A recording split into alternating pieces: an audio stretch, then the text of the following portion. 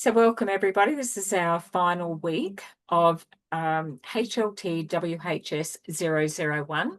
So week 2, there are only 2 weeks. There are no skills assessment with this one, but we are going to be doing some practical exercises in class tonight. There's going to be 2 recordings that come out to you. This one is part 2, and then part 1, I'll walk you through the assessment around the case study and some knowledge. But for this particular one, what I want you to do is to consider what is a hazard in your current area. So wherever you are right now, working from home, like I am working from home, we're going to identify what are some hazards around our desk, our workstation, where we are, just with whatever you can see in eyes line. So it'll be what contributes to keeping everything safe, what would be some hazards that you identify, how would you report that? That might be yelling at kids to pick up their toys in case you trip over them. Because you're working from home, we're going to make this about your own environment. And then if there's an injury, what would be the emergency procedure around that? So that's going to be our activity. Let me pause.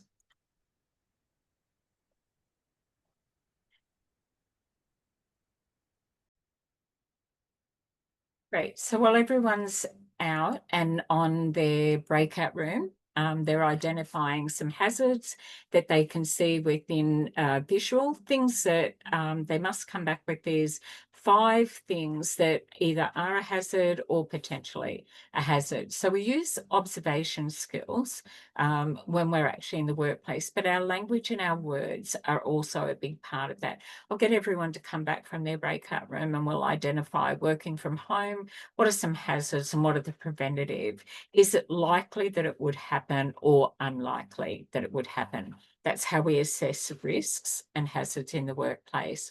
So what contributes to that is making sure, how do we keep it safe? So HLTWHS001 is a workplace health and safety. Last week, in week 1 of the 2 weeks that we dedicate to this unit, we did psychological safety. How do we care and look after ourselves while we're looking after our clients? And how do we look after our peers as well? So you will participate in the consultation in the workplace around policies and procedures. If they're working, fantastic. If they're not, then we have a responsibility to feed that up to management, to make a note of something that isn't quite right. So we report what are hazards and risks. How do we eliminate or minimize those risks? What are the facilities that we need to use, that the resources have to be working so that we can do our role? What are some changes that might need to be made? Or when changes are made, how do we share that information so that everybody gets that knowledge, especially casualised workforce or people on rosters? There's such a small window in handover, especially if you're working in youth work and it's residential care. It may only be a 30-minute handover. You have a communication book, but sometimes we get used to seeing something out of place and we adapt to that rather than make the changes or do the report to, it could be maintenance or it could be just a way to improve that. Procedures, and then how do we go about resolving some of those issues? So when everyone comes back from the breakout room, we'll talk about what are those hazards working from home. So I work from home. Part of my role when I came on board with HADA, they're a Melbourne Victorian base. I'm based in Queensland. And some people go into the office in Melbourne, but a lot of us are scattered throughout Australia. So to do that, my requirement under my employment agreement is that I must send a photo of what my workstation is like so that they can see that it's clear. And I'll talk to you a little bit about what can go wrong when you are working from home and who is actually responsible for that. So it still is a professional agreement and a contract that we have when we're working from home. We are to take breaks, even though that can be a bigger challenge as well. So let me just, oops, stop sharing for us there. And everyone will come back. So we're back and everybody's back from their breakout room. We did a little bit of an intro. I did another little bit of recording, but this is your space. You're working from home. This is a health and safety unit. Who could find 5 hazards or potential hazards around your workstation where you are? Got Who'd 4. like to share? Got You found 4. 4, Tony? What were you for? Was my my computer desk chair doesn't slide too well just on the carpet. So, Okay. I can sort of like and then stand up and trip over the chair Yeah. because it's not out of Okay. the way properly. All Yep. right. Sonny, Yes. don't laugh. Yes, that's true. The other one, the fan cord. Mm. um, that I could get my feet twisted up in it Yep. if I wasn't concentrating that it's there. Yeah. My desk, there's too much assessment paperwork. It gives me a headache. And like if you have a coffee, hot coffee or tea or whatever, and you splotch it on yourself or over your Yeah. keyboard or yeah. Okay. So that's Yeah. what I came No. up with. Yeah. No, they're good. And are they likely to be a risk, or is it something that It you could can be prevent? like I Yeah. probably should get like a mat to put under, those plastic mats for the floor to slide Yeah. in and out properly, but I just Okay, haven't. so and it is a requirement for me. So when I first joined Hader, we have to all take photos. An injury can happen in your home because it is your place of work. And Mm, then if say the ambulance attended, there was a case where they actually couldn't get to the person because there wasn't a smooth access point okay, um, for the ambulance to turn up. So when they put in a work cover claim, it was denied because it was their responsibility to have okay, a yeah, hazard-free area. So yeah, just something, health and safety is your responsibility as well as your employers. mm-hmm, Okay. Ross, something to add? Yeah, I found a few things. It was difficult in your own home because you tend not to think of it as being Yeah, unsafe because you live yeah, there, yeah, basically. But also, I had a bit of a look around and cords into the computer, like charging, potential hazards. Um, got some clothes on the floor around the desk because I'm a bit messy and always in a hurry. Um, my guitar's on the stand next to my chair. That's a trip hazard. Uh, yeah, Potentially, I've got a glass on the desk, or that's a potential hazard if I fall and smash it and cut myself. And I've got no sides or back on my desk chair. Potentially, I could fall off. yeah, Yeah, so yeah. that's what I've sort of found. Yeah, Yeah, they're good because with no sides or back on your chair, if you did have a fall or thought you were going to fall or a slip and you tried to steady yourself, there would be one less thing to anchor you. yeah, So yeah, it's about the potential and knowing that how could I prevent it? Oftentimes, accidents when you're working from home are little things, like you say, you don't notice them as yeah, well. yeah, yeah. Yeah. No, that's Okay, that's true. great. Thanks, Ross. No worries. Stu. Mine, we got actually in our group since I had my pet cat who loves hanging around my legs. Um, a lot of hanging cables at the moment since I'm trying to organize my desk at the moment. I did have pictures up on the wall that vicariously hanging. I'm not the best at times. And You're we good at had other things. Tess had for her place she had dumbbells that Okay. she could trip on. And we had Mel said corners of the desk Mm. since you get a lot of them. And for Beck, we had the TV behind her that we thought was a TV, but it was a blind. What was it? A A blind. blind, but it looked like Okay. a TV in the distance. Yeah. Yeah. Okay. That's good. Thank you. Anybody got something different that could be a hazard or a potential hazard? We were in room 2 with Sunny, Deb, and Erika. So some of us, like myself, I got a carpet that I always trip on it for some reason. And we all have dogs' toys around us. So that's another one. Lighting, renovation, cord, desk set up, things like that around. Sunny had a lot of clutter in the office. I'm laughing because I told her that I got a little bit of OCD, so she said she's blurred everything. Okay. Yeah. And Narika said kitchen bench corners. So one of the kids just split their head open not long ago. Oh, So, yeah. Oh, Yeah. Yeah, and we see furniture differently Yeah, when we're correct. caring for young ones, which of course this is youth work. So Yeah. I look at a hose reel, and I could see a potential resource for suicide. Most young people see wow. something to put in a bong. So I have a different lens over it when I'm looking at things around that hazard as well. So yeah. Faith, thank you, Virginia. Yeah, hi. I was in room 3 with Samantha and Richard. Yeah. Most of what we picked up were a lot the same, Richard and I, with the cords, because I'm working in my bedroom at the moment. But one thing I had was that my door doesn't shut properly. And when it Okay. does shut, I'm stuck in the room. I can't get out, so I need to Oh, bring. Yeah, yeah. so there was the fire safety was an issue for me there. Yes. Yeah.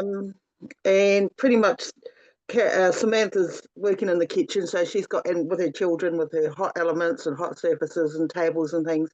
So she had a few different points, but she had quite a few little issues in there that she could spot. Yeah. Yeah. When we stop and really observe, we can see things that we get used to. Like Ross said, you're just at home, so you get used to it. But when you actually start to look through the lens of, could that be a hazard or a potential hazard, then we start to see it through that safety lens as well. Is there another room that can add something else to that? We've got cats, dogs. I'm not sure what number room I was in, but we were in a room, there was 3 newbies. So that was quite interesting. Yeah, so we all talked, and I said to my husband sitting beside me, I said, we don't have any hazards. And I looked around and he said, look, and I have a bag right beside me, and then I have a mat there. So I thought, well, they're hazards, you don't realise, and they're in your house. Yeah. And then maybe all the animals and all that kind of stuff, like everyone else said. And we said maybe one of the other guys said that he had a lot of cords all around, and he could pick them up and put them in a box and put them in the cupboard and put them away, just to be aware of the hazards. You don't realise, as you said, in your own house when you're working. Yeah, so we had to talk about that, and yeah, that's what we came up with. That's great. And they're about the prevention of them as well. So yeah, that's what we spoke about. That's right. So I gave you the case study. When you're in the workplace, you will either have a written risk assessment that you will fill in, or you will have something in the system. Like we have something called Riskman, which is risk management. And when we enter it, it's actually programmed that certain words will attach a color to it. So green, amber, red.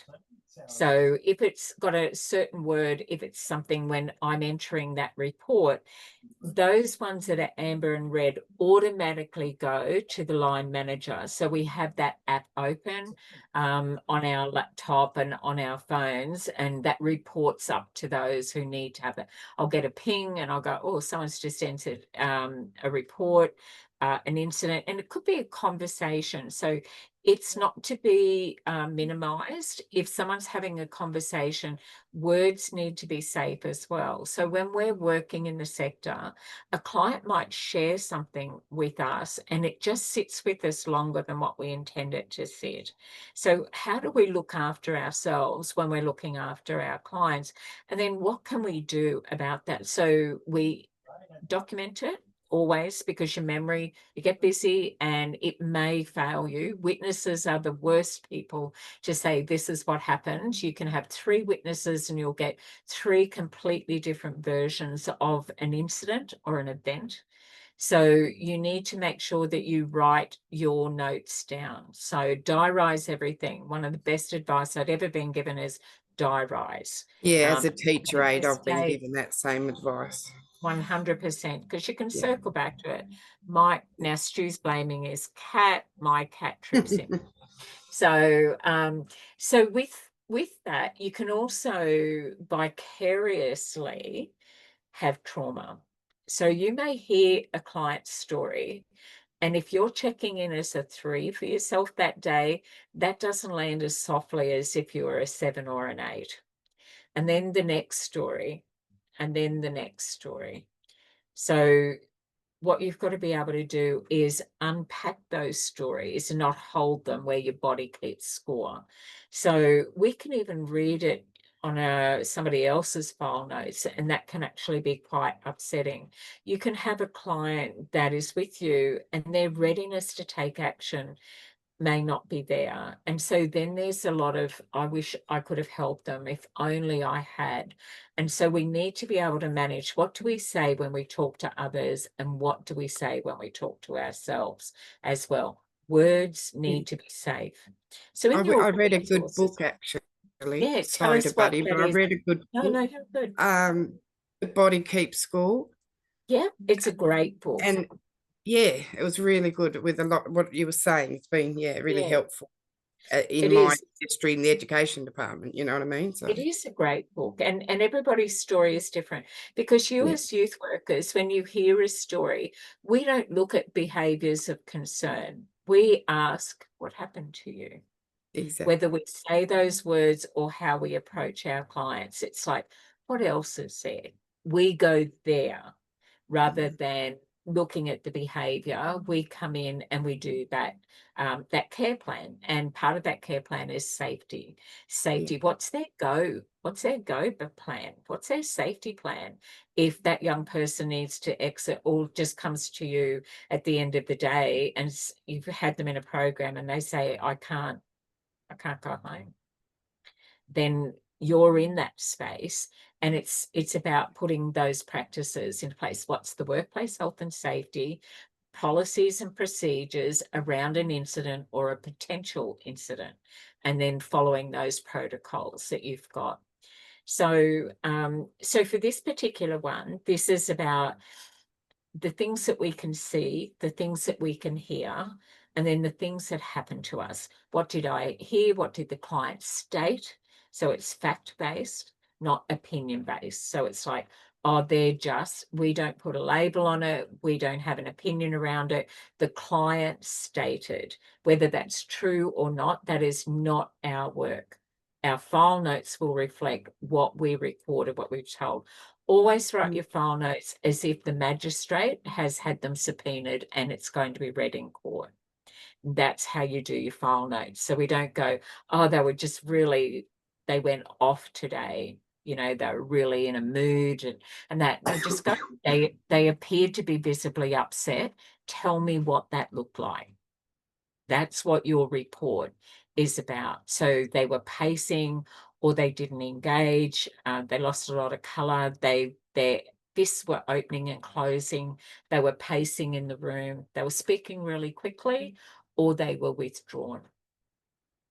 So we must give a record of events when we're working with our clients. So when I'm setting up my room and when I'm doing a role play or a recording around that, let me just show you. Some of you may have seen the role play recordings. Let me just show you. When you go in and you click on the little arrow beside your video camera, it will give you options. I work with this one because it's very similar to my clinic at home. So I do work from home for Haida, but I work from home elsewhere, and I do a lot of other online type of work, but I also do face-to-face. But when I'm doing my recordings, if I'm in a role play scenario, I either will blur my background and describe the room, or I will find a picture and I will set that scene. So why do I have that room? Because the colours are neutral and they're calm. There's sunlight coming in through the window, which overlooks the garden. There's a room behind me. So I've got 2 chairs, one for myself and one for the clients. Now, I always get this wrong. No, hold on, reverse. And there's an ottoman there. So I put a tray on it and I say, so I've got ambient water for my client. You can see I've got a stereo. There's a bit of music. And there's a door where the facilities are, but that's also my exit if I need to quickly. And then as they walk into the room, there's brochures and pamphlets on the wall. So I have set the scene. So when you're doing a role play, not that this unit has them, but part of that is I've set up a room where someone walks in, they'll go, there's 2 chairs, and I'll just say, sit where you like. There's not like my chair and then you go sit over there. And in my actual clinic, I have 1 chair and a lounge. And so they sit wherever they want. Usually it's the lounge. There's a weighted blanket on there, lots of other fidgety kind of stuff being ND. So my rooms are full of things like this. Okay, I've lots of them for myself. And if I had a battery in my lightsaber, you would know that I have that going as well. So little things that I work with. So things like I can dim my lighting. My lighting is a particular lighting being ND. I find I cannot have fluoro. So I make sure that I adjust my lighting so that it doesn't keep me in that up higher state in my window of tolerance. It's always about finding that center, regulating, and then co-regulating with our clients as well. So just rather than calming them down, it's just we both co-regulate together. So I know that if I have the lighting right, and I have the colors right, and that person has choices to sit where they would like to. I've seen some role plays where people will do things like this. They'll record it outside, which is great, or you can adjust your background and say, you know what, I just felt like there was a really lovely, okay, that looks a little bit like follow me into the woods. But that's, we wanted outdoors and they were getting really antsy sitting in a chair. Don't think that your clients, especially young people, want to come in, sit down and talk about their feelings. It's usually the last thing that they want to do. They want to be moving around or working on activities. So we have a big 1.2 meter colouring in on the wall. Everybody does it. It's full of crayons and people are coming in clean, and every other worker from other agencies, everybody just keeps adding to this big wall art. And I have a jigsaw puzzle that people can just sort of like, get immersed into something else. Oftentimes that's when they will share, when they're actually doing something else, rather than sit down, tell me what's happening for you. So I do know that our role plays kind of make it like that, but we can relax into that space and make that safe for them. We have to also remember that every time we ask a client to talk about what's happened to them, they can be re-injured. That often that it is a psychological injury that they have occurred. They've grown up around domestic family violence. If they never left that home, then for young people, that is the scene of a crime.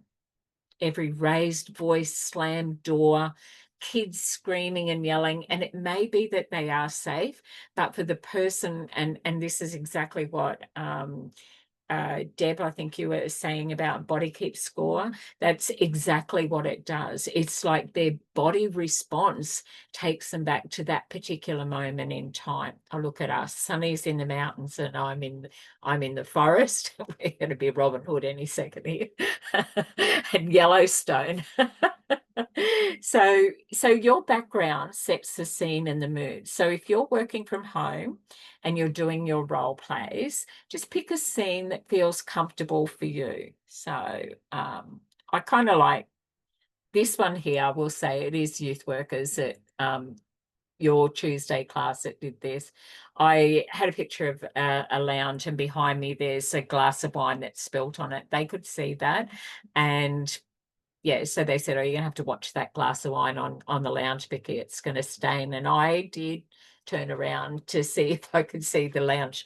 It's virtual, but you know, like when we say a simulated workplace environment for your clients, that's the mood that you're giving them. So find a setting for them. Doesn't matter where they are, but it's like, what do they see? In the first 45 seconds, people are going to make a decision about you. And then we ask them to trust us with a story. Would that be even try and find what works with them? So such as they might like the beach or they might like the hills, or do you know what I mean? Like in that sort of a 100%. scenario. Yep. Yeah. So we want to get to know them. What is building rapport, establishing trust about? They don't know us. So we start with the soft, easy things like we do with them. Sometimes people will say, oh, you know, I just wait till I get to know people a little bit more. So they hold back until they really can. And it can be 6 months or it can be never. You don't need to know what happened to them to be able to support them. If they don't want to share that story, they do not have to. Because what did you come in for today? For some people, going backwards isn't about hope and healing, but we can do good work because depression sits in our past and anxiety sits in the future, the fear of what's coming ahead, but it's the feeling stuck. And so you might be actually walking beside someone who's going to be dealing with the consequences in court.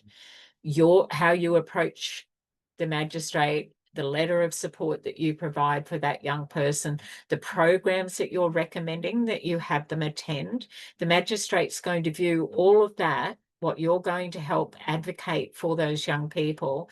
Are they going to be safe if they return back to the community? And are you going to step into that space and be that mentor, that advocate, that youth worker? So we don't go to court with someone and promise everything and not deliver.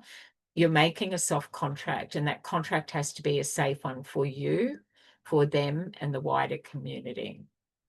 So it's not our decision if someone goes to detention or is before the juvenile court systems. We work with them whether they are offenders, but likely they were victim to offender. And that's usually, the prison system is full of people with unhealed trauma, untreated. So the safety we sit around there, just asking someone to talk about what's been happening for you doesn't necessarily mean that it makes them feel good. Even when you remove them from that environment, that doesn't mean they feel safe. We can look around and all the hazards are gone, but the psychological safety, they're wounds that we cannot see. And so our words then become our safety resources. So now I'm going to send everybody back into the breakout rooms, and you're going to think about what are some safe words they can use in the language when someone is working with you that has a psychological injury. You can pick your own injury as well. So just think of something, a story. It can come from any of your units. If you're a more experienced, if you're new, think of something that you could go, oh, look, I saw this in the media and I found that really disturbing. Or it might be something that you can share. Don't go too deep if you are only checking in at about a 3 or a 4 today. Just pick something nice and light and soft for yourself. It's not a competition or a contest, but I want you to think about the words. Now, here is your framework: who, what, how, when, where, and why. That's how we use our open-ended questions. Rather than get our client to say yes, no, nah, grunt, nothing. Okay, so you want to get them talking a little bit. So like, was it easy to find your way here? How did you get here, by bus, or did you get a lift? Just general conversation. But I want you to use the language: who, what, how, when, where, and why. And just see what else comes from that. Okay, so I want you to come back as a group, a small group, with 5 safe words? Right? What's a way to say something? If someone shares a story that has got an injury, a psychological injury, and reinforce for them something that makes them feel okay about it. Wow, that must be really hard for you. I can hear in your voice that that's been a really challenging time. How do we validate that for our clients? So I want you to think of 5 safe type of words and how you're going to get there. Come out with what they are. Some tips. Let's, perhaps, I wonder if they're the kind of things that feel safe. So discuss what doesn't feel safe as well. Like it when someone tells me what to do, I barely take suggestions. So quickest way is just be boss. But if you know, what would get you to do something? What would be a way, and things that are safe, how to phrase something. So just come up with something. Yeah. So who, what, Stu's got who, what, when, why, and how. Okay. I just say who, what, how, when, and why. Why is that important to you? Just try and think about where you would weave that into a conversation. And where? Yeah. Because we need to find out, is it a current risk for that young person?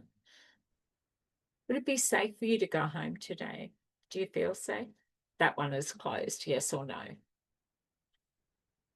Okay, so our language is our toolkit, which is some open-ended questions, some safe words or phrases. Just in your group, just come back with one thing, and I want every group to come back with something that they feel comfortable, and then talk about what makes you uncomfortable as well. Some do's and some don'ts. Okay, so do you need a break before you go into the breakout room? Or would you like your 20 minutes in your breakout room and then straight into a 10-minute break? It's let me hit pause before we go into our breakout room. Fabulous. Coming out of our breakout rooms, and we're going to talk about our do's and our don'ts around dialogue, what lands safely, which is a workplace health and safety unit that we're doing. Words matter as well. So can we hear from some rooms? Yeah, we had quite a good one. We were doing a breakout room on schizophrenia, and Teresa brought up a very good question, and then I just corrected to make it a bit safer. Teresa, do you want to bring up, or Tess, do you want to bring up what your question was? About the schizophrenia. Yeah. The question that I asked. Yeah, and then I just put it in. So I asked, when what are the voices saying to you? I thought that that was a safe question, and Stu corrected me with, what are you hearing the voices say to you? And tell us what the difference is in that nuance there, Stuart. What felt better about the other way? It's just more the how do I explain it? It's basically A validation of what the client is telling you. Yeah. And so it's showing you're active listening to them. Yep. Yeah. So rather than interrogate is a strong word. That's not the word I'm looking for, but rather than put you on the spot, it's that compassionate inquiry. So it's landing softer. Love that. That's great, Tess. As soon as he corrected me, that's exactly how I felt like I had asked in an interrogating way. So yeah, I really appreciate that, Stu, because otherwise I wouldn't have known. Yeah. Oh, and Tess, that's amazing that you take that on and go, oh, I can adjust. And it makes you pause then. It's like, oh, how is this going to land? Rather than, well, I just say it and that's your problem if you don't pick it up and hear it the way I intended. Like, you know, gaslighting is, you know, oh, you know, it's just a joke. Didn't mean anything. Yeah, right. that's So what I was now trying to get at, that you don't want to really try and gaslight the client. Yes. And yes. break their emotions down. Unintentionally or not. Okay.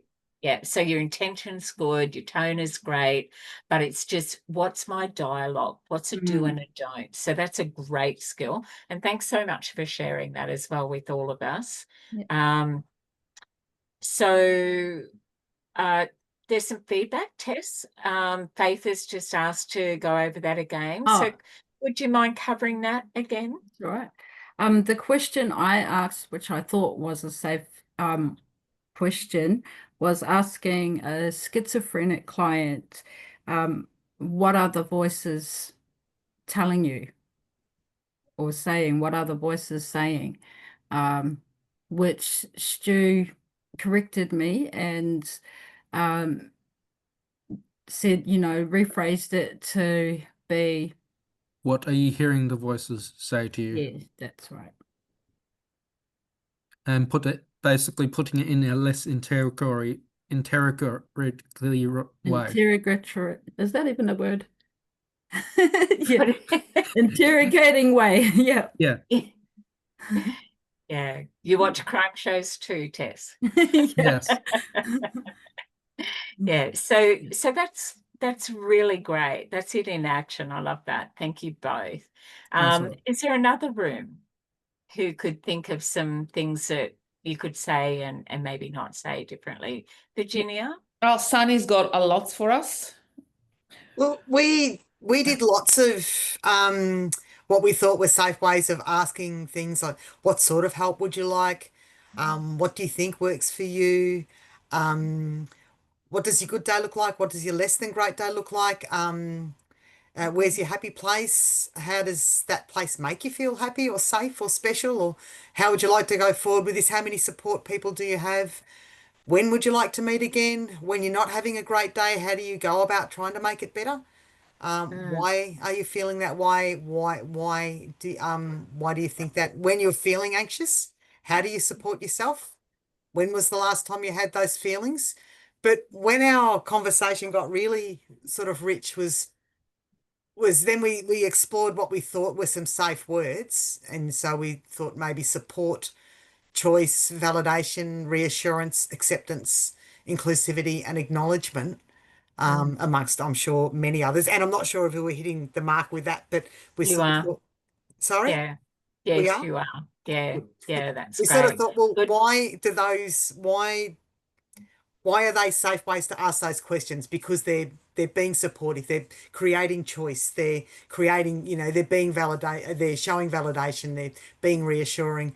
But then we moved into what doesn't feel safe, and we just Yeah. found that really interesting in that it's a tone and a slightly reworded way of asking something that makes it accusatory rather than curious. So when you're Yes. asking something in a curious, genuinely curious way with empathy and the right tone, it feels really safe. But you can pretty much ask the same question with exactly the same words using the wrong Absolutely. tone, and it falls really different. And the first thing I said was, when someone says to me, you know what, I know that I'm about to be judged. I know that I'm going to be offered an opinion that I may not agree with. And then that started the ball rolling. We had no offense, and I do understand where you're coming from, and why can't you just get over it? Or it can't be that bad. It's all in your head. Why don't you do something about it then? Why would you do it that way? Why would you feel like that? Why are you reacting like that? And we actually had a lot of fun playing in that space of the stuff that we haven't enjoyed when we've been asked in a certain way. So yeah, I think that finding the safe way to make something land, probably because of what we've been studying, we had a huge list of that. And then actually it could just be flipped with a tone and a rewording for it to be really unsafe. Yeah, thank you so much for that. And this unit can be very black and white, put the hazard sign up and the tape and the sharps in the container and fill in the incident report and that. But this is about how you step into that space, so that you even want to fill in an incident report, or you want to share something that's happening where it feels safe for you to even report it. Because what if they think I can't do my job, or what if I've made a mistake and now I am reporting it? It still is about your safety in the workplace as well, with your peers and how you communicate. But thank you, that's great. Sarah, something to share with the group? Yeah, I just have a question more than anything about we talked about a girl in a remote boarding school for country kids, and the situation we had was that she was heavily involved in smoking weed, and that nobody was supporting her because nobody really, you know, it was just like, oh, she was just weed kind of thing, and her family didn't really care that she was smoking, but she wanted to get off it. And one of the questions that came up was, can you relate, like, you know, could you turn around and say, oh, I used to smoke? You know, could you say something like that to make a, you know, an Positive understanding connection. that you've been there, you used to smoke yourself? And is it good to do that in these situations, do you think? Or are you allowed to do that, or how's? No, but what you can say is 1 in 3 people have smoked weed. Yeah. On average in Australia. And so if there's only 3 of you, it's like, well, could be anyone. Yeah. So rather than, there's sometimes where it is perfect to share lived experience, but really, is it about the weed, or what is it that you're trying to support them with? Let's get beyond that, the words, and have a look at what are we working on root cause here? What have they shared? Why would we talk about it? I'm not saying no, but I'm just saying, why would we say it? How will that be helpful? Who is that for? I think, like, well, from what we got from it, it was Emma's story. So she kind of gave us the whole background of it. And we just kind of talked about it then. But she just started due to peer pressure. So it wasn't that there was any thing that really happened to her or anything. It was just peer pressure from her friends in the boarding school. Yeah. But it was just that none of her family supported her. So they didn't believe, and they didn't really care. And all of her friends smoked, but she wanted herself to get away from it, and nobody was supporting her. So that's what it was more about, was that she was reaching out for support. And yeah, so then we work on the root cause. So it's like, it sounds really hard where you feel out of step with everybody, and that what you want for yourself is not aligned with where other people are. Or, you know, like, if we work with that, because that then will come up on any circumstance where they're looking for peer pressure or peer acceptance. yeah, There's two areas there. It's not really about the weed. It's really about what is happening for you in that space. But there can be a time, you could say, you know, like different generations, it was different kind of things, you know, risk-taking behavior that sits around youth anyway. So it's quite common. But it's about, you know, did you feel that maybe you weren't, that wasn't your tribe, you know, that you were a little out of step with everybody else, and it can happen. Do you sometimes feel like you can be alone in a crowd as well? Just getting them to do that reflection on themselves. Yeah, so when we share anything, it's like, will that be helpful? How is that helpful? Who is that for? Why am I talking? And that's an acronym that we work with, which is WAIT. Why am I talking? Because this is about getting our clients to talk. So if you think, if I'm going to say something, how will that be a useful resource or a tool or an approach or another option for that person? So a pet word that I dislike or I'm uncomfortable with is only because of feedback that I got, which I loved, where Stu and Tessa went, is I used to use the word empowerment, and I almost cringe now when I see it written, even though we write it in everywhere with your quals, because First Nation people will have said to me, Vicky, when you say you want me to feel empowered, you're implying that you have the power to give that to me. Where I had it always, I originally did. And so it's not yours to take and it's not yours to give. And I thought, whoa, you know, so that was a huge wake up call for me. because the intention of empowerment, I want you to find your own power.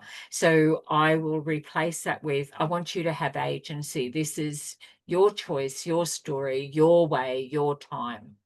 I walk beside you. We meet our clients where they are. We don't wait for our clients to come up to us. That doesn't mean get down in the hole with them, sit on the edge and, you know, send a ladder down if you need to, water if they're dehydrated, but you're not going anywhere. Look, I'm going to be here when you're ready. You know how to find me. And that's just an example. That's not actually what we do, but we can't help our clients if we're down in the hole with them, but we stay on solid ground, consistent and fair, and they can count on us. Say what you mean and mean what you say with them. So that's why when I say to you, why am I talking? Who is that for? Is that for me to tell you how wise I am and all-knowing, or is that about I need you to be able to find your voice? And if that takes us sessions where not much is said and we just do our jigsaw puzzle, that's their safety in energy without words. So I live in a small town and I often bump into people that I work with. I'll often bump into someone that was at the courthouse a couple of days before, and I'm aware of what the case was and things like that. You know, like I have to make sure that I present with the same intention with every other area. It's like, hey, how are you? And so I can't talk about a client's things outside of that zone in that role. So we do wear different hats. We must, because you are not your job when you go youth work. It is what you do. You have to have those healthy professional boundaries to turn it on and off. So you also don't want your client to feel that they have to talk to you. If they do talk to you, just say, it is so good to see you and let's catch up.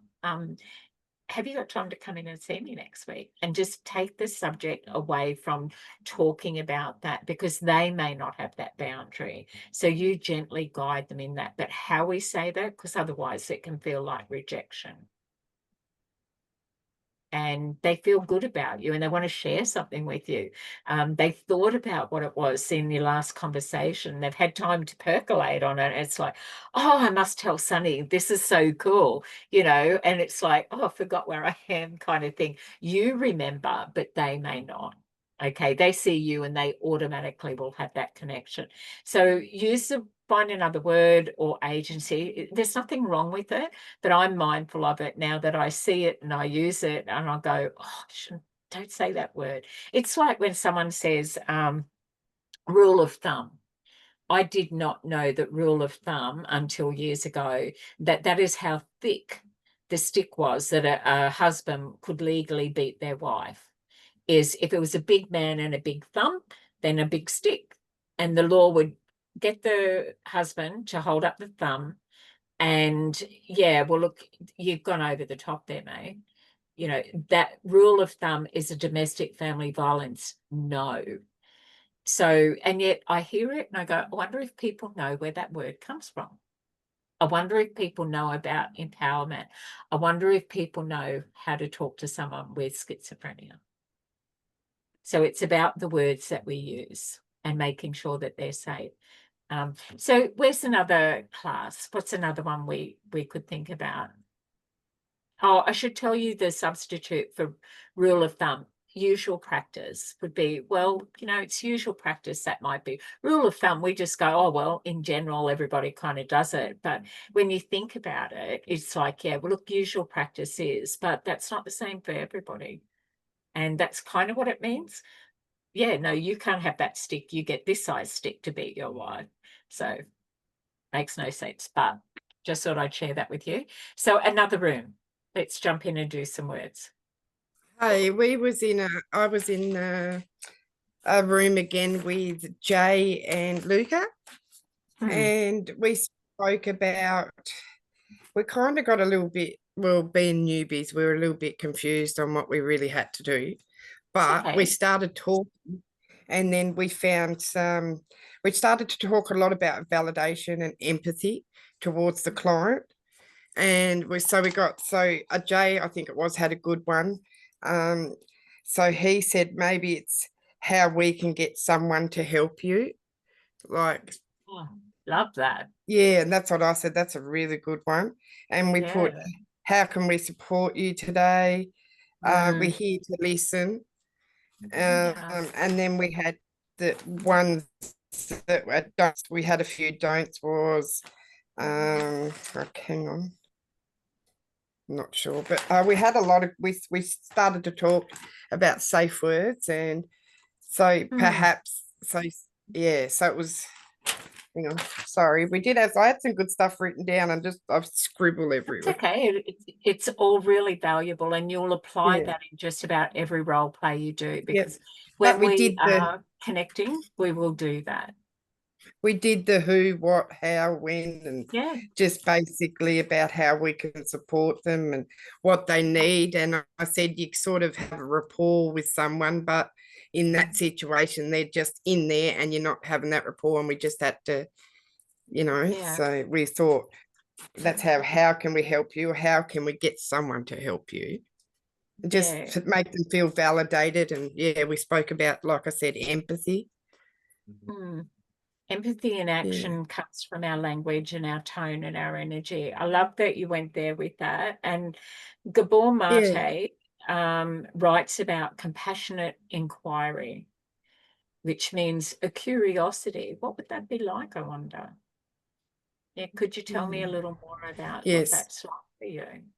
And perhaps as such a gentle, because even if a client says no to you, there's trust in that. As well. It Yeah. means that they feel safe enough to push back a little with you. And it's like, yep, Yeah. help me understand then. Help me where you're coming That's from. right. It's Yeah. how you deal with the situation. That's right. And how Yeah, you, so yeah, it isn't anger, it's frustration, you know. So if we and use it's that not as at a- you. That's right. It's not Yeah. directed at you. Yeah. Yeah. So for newbies, you did really well, by the way. So Thank you. yeah, good job. Good work, job. guys. Anything to add? Any other rooms out there thinking, I want to put voice to that? I thought there was some really good stuff to put in your toolkit there. People Can I giving just some ask? Yeah. Did you just mention, was it Gabor Amare? Gabor Mate, Gabor, and then Mate, Mate. What was the name of the book that you just mentioned? Compassionate Inquiry.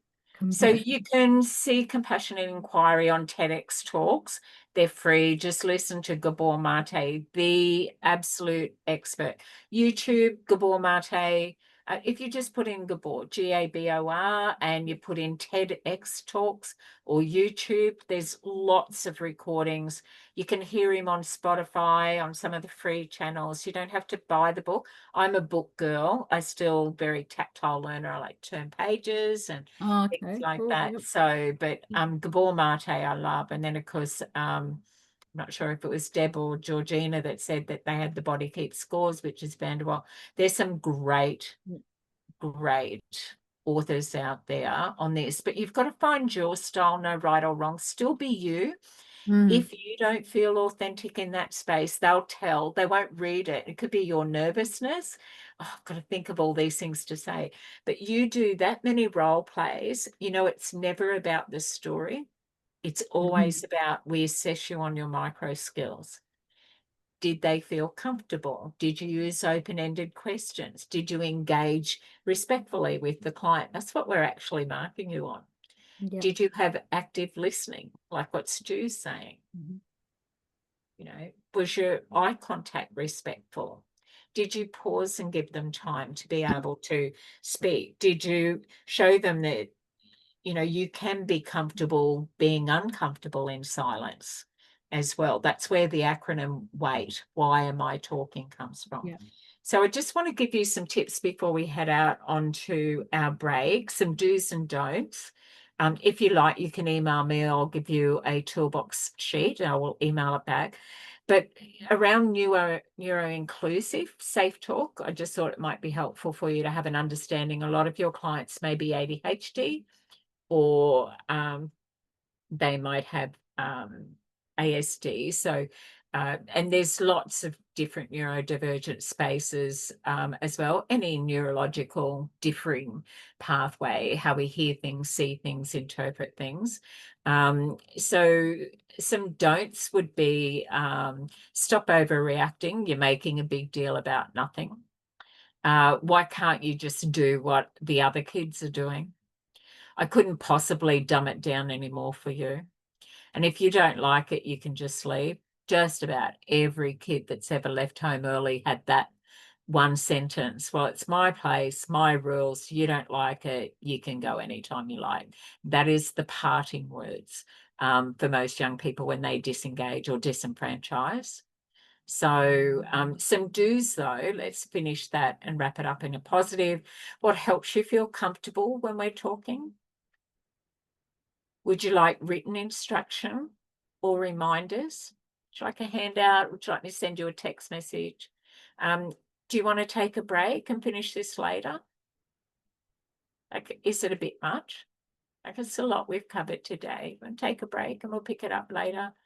And then it's okay to tell me if this isn't working for you. That's where consent comes from. So they're just some neuro-inclusive phrases to be able to do. There's lots more, of course, but think about our words and having them land softly. You are their soft place to land. We are the in the meantime people.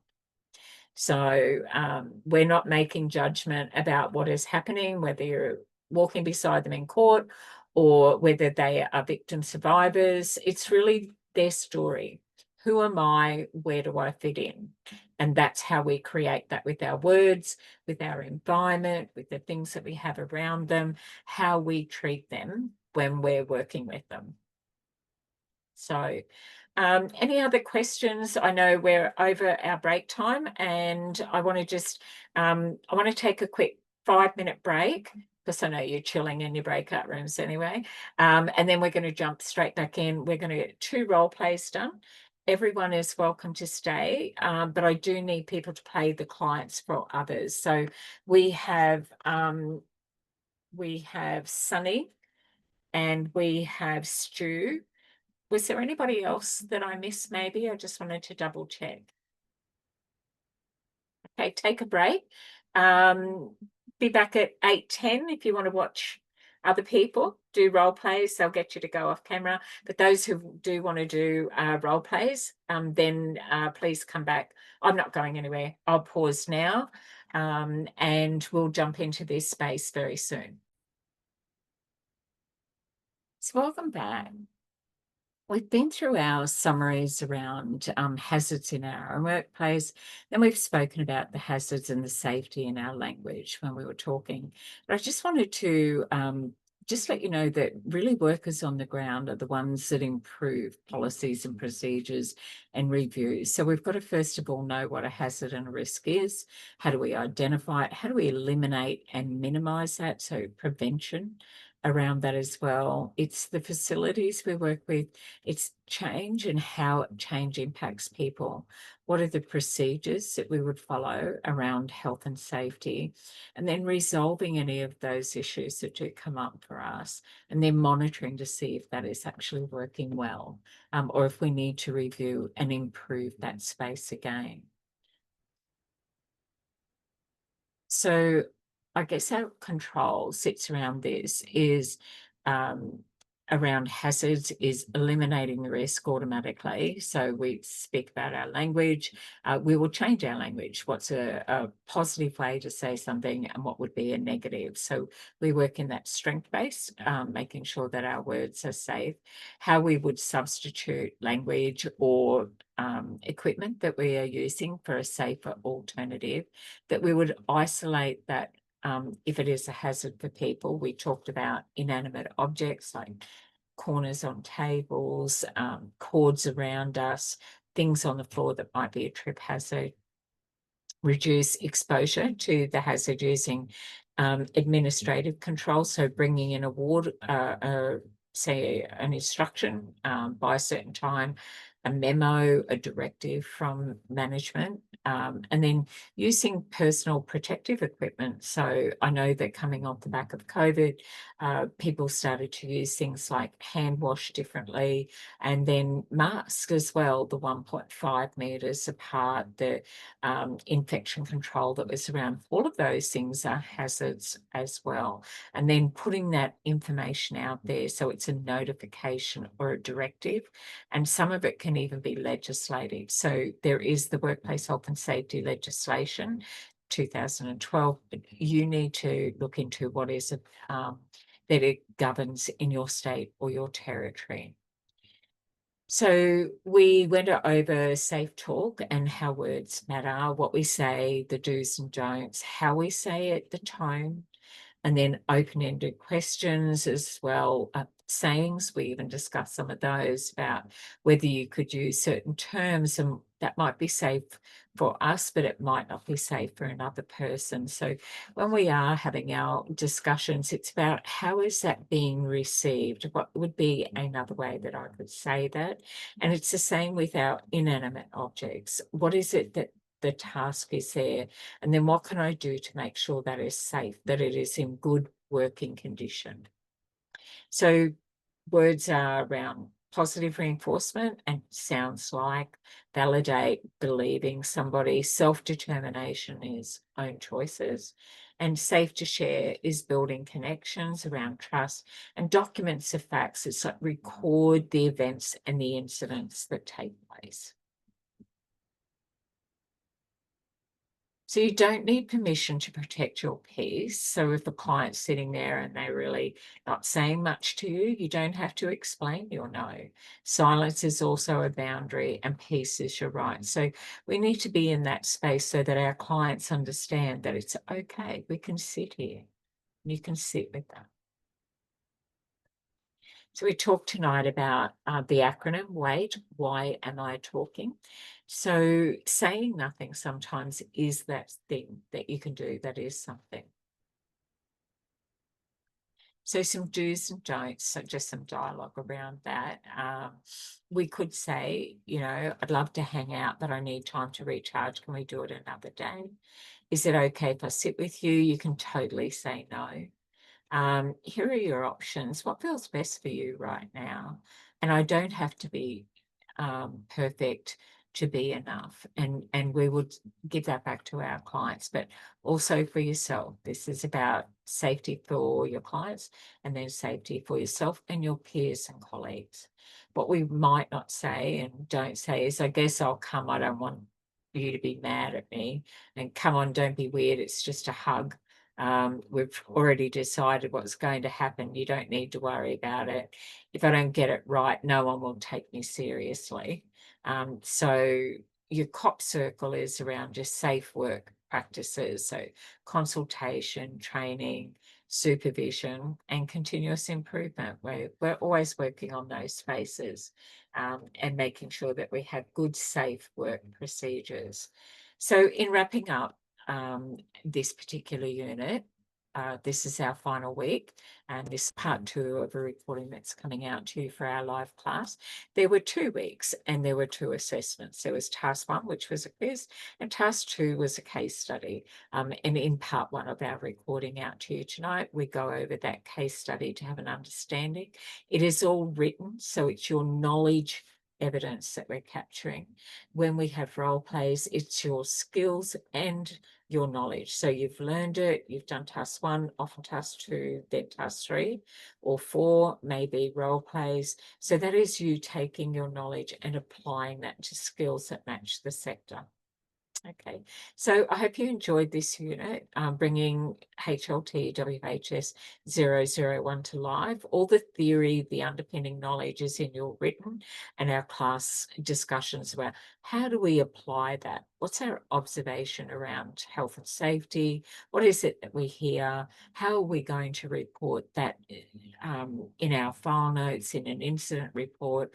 And if there is a hazard that needs to have an improvement, and then feeling confident enough to be able to share that and go through that process, or ask somebody if you're unsure. So next week, in our certificate in youth work, we will be starting a new unit, which will be CHC MHS 007. So please reach out to learner support officers, so LSO at hayderinstitute.edu.au. So that's a lowercase L, S and O. And reach out if you've got anything that you need assistance with and support. I'll close off for tonight, and we'll be working together next week on our new unit, which will be a mental health one. So thanks everybody. Great to have your company.